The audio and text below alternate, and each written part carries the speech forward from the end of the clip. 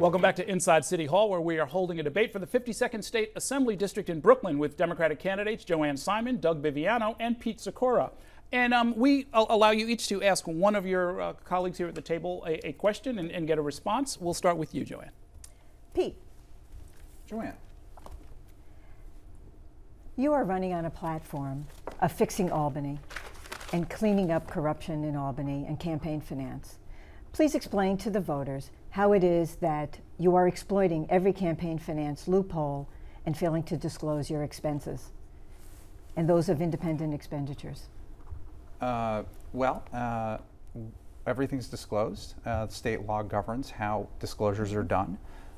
So I don't really know what you're referring to. How about any expenses for anything and any expenses that have been incurred on your behalf? You haven't disclosed those expenses.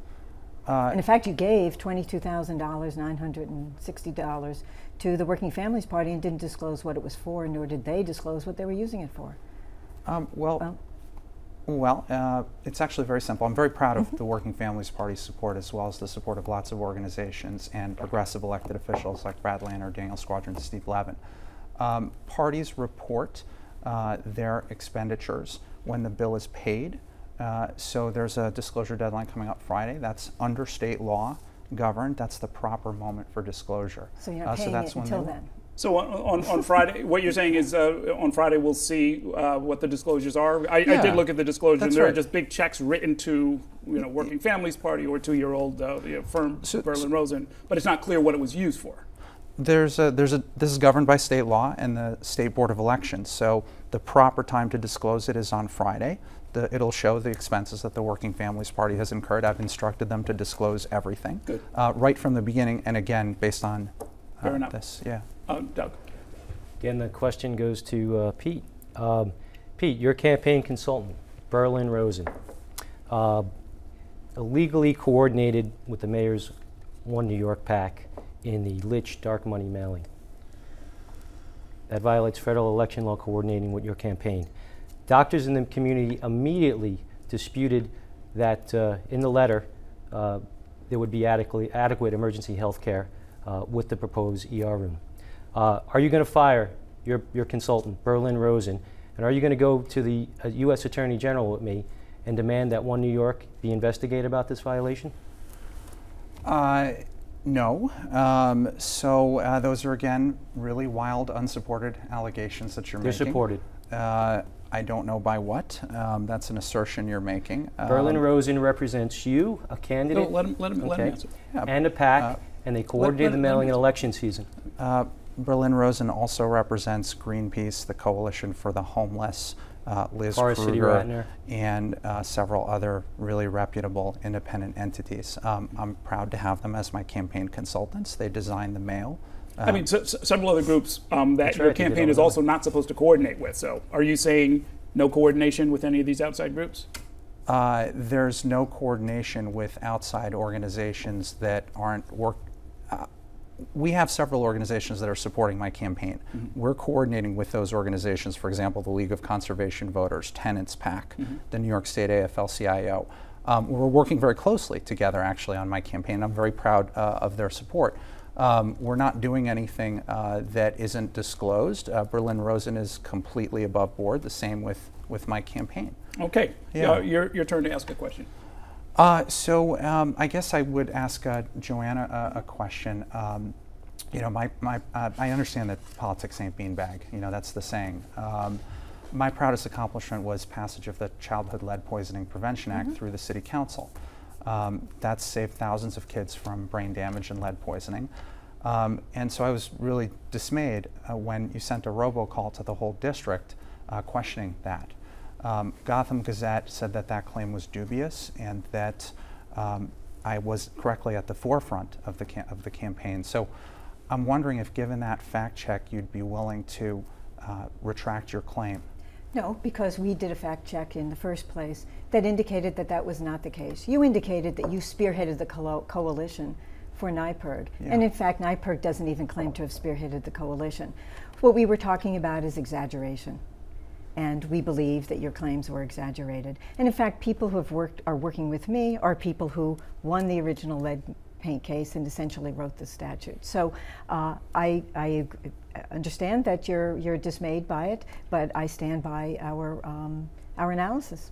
We've got 4 minutes left, which is plenty of time to talk about Brooklyn Bridge Park, right? Great. A little matter affecting the district. It's an unusual entity in that it's based on these converted docks. It's run by a development corporation that uses rent from housing in the park, some of it luxury housing, to pay for upgrades, to perhaps also subsidize some affordable housing. There's a big debate on how the process is going. I'd like each of you to name a major part of the plan that you like and a part of the plan that you would, as a member of Assembly, want to change. We can start with you. Well, the park is just fantastic. The diversity, it's incredibly, it's an incredible success. So we go there all the time, me and my daughter. I would like to see the area for the kids expanded. It's like a kid paradise right now on Pier 6.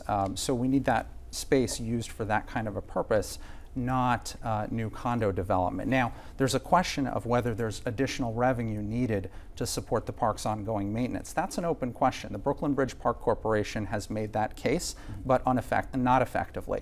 We don't know whether that money is needed. Revenues have come in above estimates so far. So if we do need that revenue, and that's a big if, what I would propose is attaching capital spending to an upcoming Environmental Quality Bond Act. And I think that's a good way to take a pause now, and then within 3 years, see if we need to do that or not to redo the piers. That's one of the issues there. Okay, Joanne.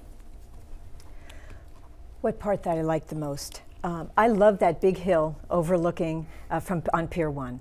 It's one of the first parts of the park that went in, and it's just a beautifully shaped area with beautiful plantings all around it and a great scenic view of our wonderful waterfront.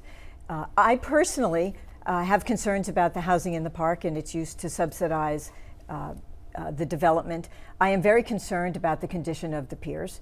I think that we know that piers take an inordinate amount of maintenance, and we need to address that effectively. I also proposed early on a ferry terminal at Pier 6. And as much as I love the playground, and the kids' playground is wonderful, it didn't have to be on a pier, for example. We have a deep water pier there. We could have used that for a ferry terminal. It would have been green transportation. It would have been transportation to this very transportation-starved site. And it would have led to a lot of economic development, and we wouldn't have had this issue about housing in the park. If this park is so successful, it's very clear we need more park space, not less. I believe that we can look south to Pier 7 and look at maybe doing a ferry terminal. We know we can do it there. That's where the big ships come in during Fleet Week. We could develop that and make a big difference there. Okay, thank you. Doug. Yeah, I love the park. The problem is when I go with my family, we use it all the time. There's no space to run around. We can't get on the fields. We get kicked off of the leagues. But again, the problem with the park and the condos in the park is that the community is not being listened to. The voters are not being respected.